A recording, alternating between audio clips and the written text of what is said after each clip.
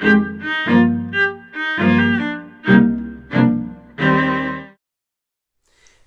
and welcome to the Word Made Flesh. This is our weekly review of the upcoming Sunday, the Word of God, and how to incorporate it into our daily lives. Yes, it is, and we are into the second week of Lent. We are. First week of Lent, as we saw last time, Jonathan, we always go out into the desert. Yes. Always. Second week of Lent is always the same. We always go up the mountain. Really? To the Transfiguration. I didn't realize that. Yeah, every Lent, first Sunday is into the desert, second Sunday is always Transfiguration. So we always get this Transfiguration early in Lent, which is kind of traditional that before the cross, the disciples had this vision of the Transfiguration. But we'll get there. Let's start in the Old Testament. Old Testament. Okay, go back. Where are we starting? Genesis. Abram, yeah, in Genesis. Yeah. So what's going on? Some strange and bizarre happenings. Yeah. Yeah. So God promises that Abram will be a people that God will make his own. Promises a multitude of generations. This is the famous, look at the stars in the sky and your offspring will be as numerous as that. Right. And so we see this covenant with Abraham being forged and established this Sunday. Right. An interesting note, when he takes Abram out to look at the stars, yes. It's actually daytime. So really? just before that, it establishes that it's daytime. And so something you didn't know. I didn't know this. And the stars are there. And you can't count the stars. Right. Just like he couldn't see his descendants at that point. And wouldn't know how much, but he knows they were there. And so it's that trust in God. It's just another small act of trust. It's an interesting note that I learned in a study long ago, and look at that. It stuck with me because that's so much how we have to trust in God, that we know He's good and He's going to provide. We don't always see it. We don't always know how because He didn't have any descendants yet.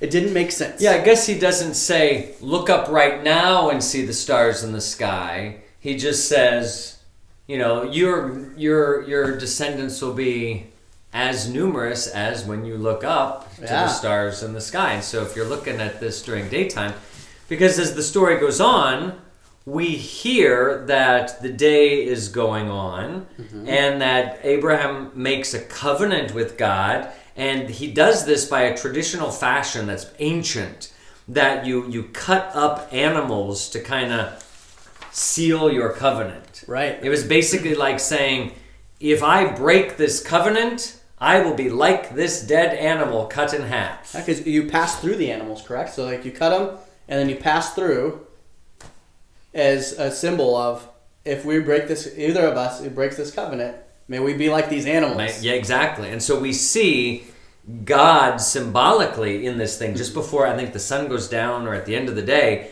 God passes through. Like Abraham's waiting all day. And then, boom, there God goes through, ratifying that covenant, that promise. And I suppose then with day coming to an end, and now the stars are starting to come out, God ratifies His covenant, whoosh, and you see all the stars. Well, that's kind of lovely.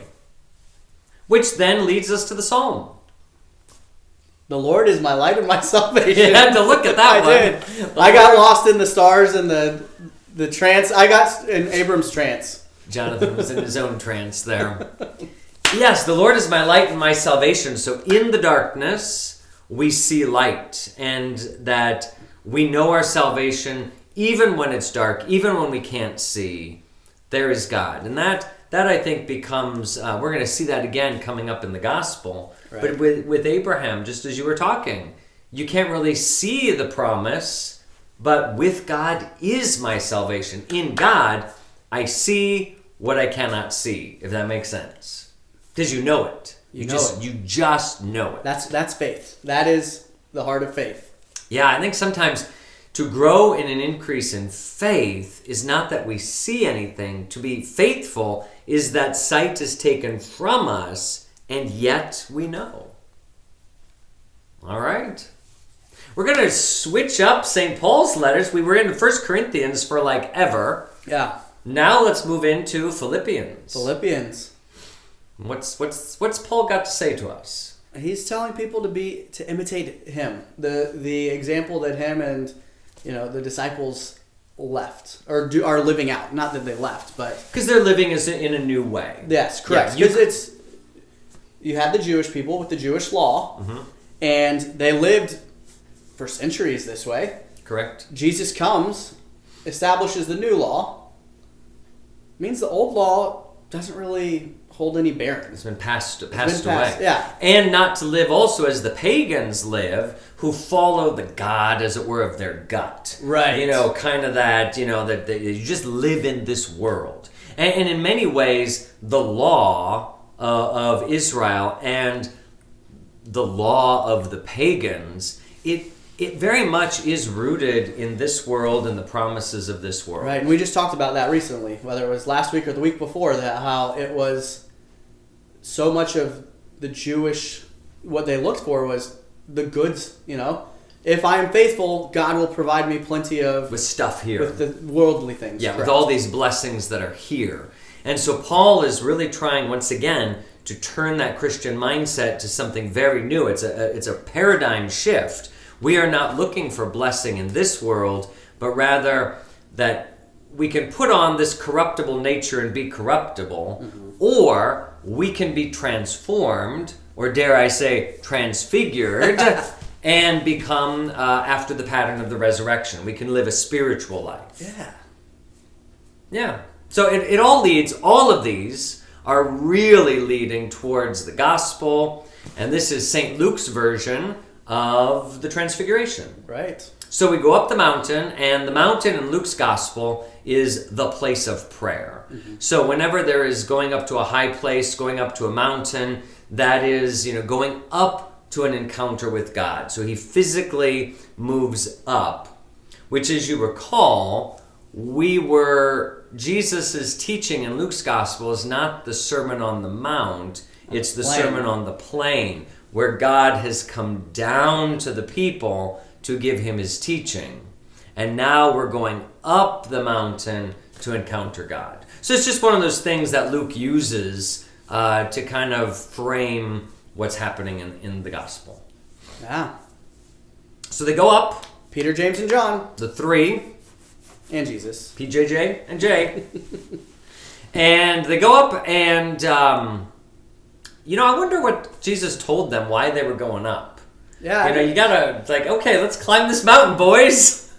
But they do. They do. Yeah, it is funny. It's not written about anywhere. Yeah. But the important thing about this is, this instance takes place shortly after Jesus first predicts his passion. So he tells the disciples that they are going to go to Jerusalem. The Son of Man is going to suffer and die, and on the third day be raised up in glory. And they don't know what any of that means. And then he takes them up the mountain as a way to, I guess, preview what is going to happen. Sure. Maybe it's to show, because they obviously didn't understand. Yep, they're in the dark. They're in the dark. And it's... Okay. Jesus is literally going to be their light. I tell you, you don't understand, I'll show you now. Exactly. So he takes them up there, and we see Moses and Elijah, except the scripture says 2 men with Jesus. Right. Jesus was conversing with 2 men. But the apostles were the ones who recognized, let us build 3 tents. 1 for you, 1 for Moses, and 1 for Elijah. So they recognized these guys. Right. Which is interesting because nobody would have seen pictures of them. Or they didn't have Facebook to that. stalk Exactly. Their prophets they loved. But they knew. And at that moment, a dark cloud comes in. And it says that the apostles were in fear. Right. They're in darkness, which is what darkness tends to do. It makes you afraid. And in that darkness, they hear the voice, "This is my son, listen to him." Right.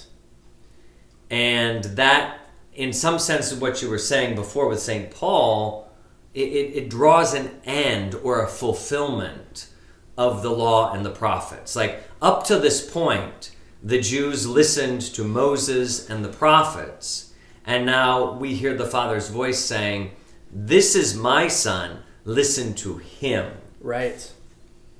Yeah, everything these guys have talked about is fulfilled in him. So there's no more need to listen to them, because he's here. They find everything they need in Christ. So going forward, listen to him. And the cloud lifts, and Jesus is the only one there. So Moses and Elijah, gone. I mean, the Lord is so visual here with these guys to really impress upon them. And during that time, Jesus was transfigured. So in the darkness, he was glowing white. He was bright and brilliant. It was almost a foreshadowing of the resurrection. Like, they saw his divinity. They saw his glory in the resurrection. And this might be something that would give them hope as they then go down the mountain and to Calvary. Yeah, they don't talk too much. It's still not talked about a lot, going up or going down. Right. It says they just kind of kept it to themselves. They didn't know what the heck was going on. But it had to have been that profound that Luke now, who didn't know Jesus, is writing about it and in great detail. Right. And Peter, in his letters, will refer to this moment. He will say, "We saw that glory upon the mountain and heard the voice from heaven say." So, it'll be something that definitely sticks with them. But right now, they don't quite get it. It's like Abraham looking up at the sky. We don't quite see what you're talking about, but you're talking about something that's probably pretty important. How many times in our lives do we just not see, like, the big picture? Every day. Every day. Well, and I think human beings, and we've talked about this before, human beings are not meant to. I was just watching a YouTube video the other day about faith and Catholics we can sometimes, with social media invites us into the sin of curiosity, whereby we want to know more than perhaps we really should, or that is beyond our station. Like, God didn't put that in my responsibility, so I don't need to be worried about the details of this or that thing, because I have no power over it. So all I'm going to do is just worry about it, or I'm going to be able to sit back one day and say, "Look, see, I told you I was right." But what good does it do? No good. If we knew the big picture, we would try to control it to make it our own vision. Right. Which it's not our plan. This is not our plan. And you sometimes don't see it, but God has shown you something, and he has put something in your control, and that is where we need to address our own holiness. Like, I can be holy right here in my life, in my parish, in my community. I'm not going to be able to control the whole church or the whole world or the nation or whatever. So some of that stuff, I just have to let go and trust God's providence. Yeah, it's okay to be in the dark as long as you have the light. Exactly. So I guess we'll go through the dark and we will see the light on Sunday.